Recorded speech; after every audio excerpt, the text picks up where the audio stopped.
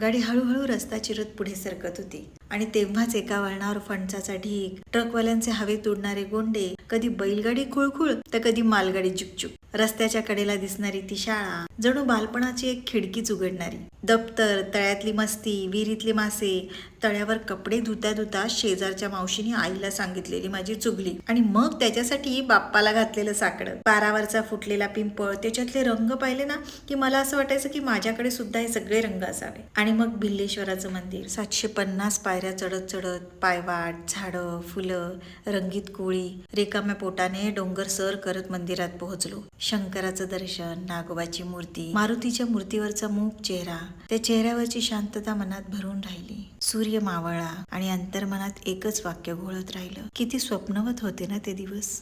लाटा सागराला, लाटा सागराला साद देती,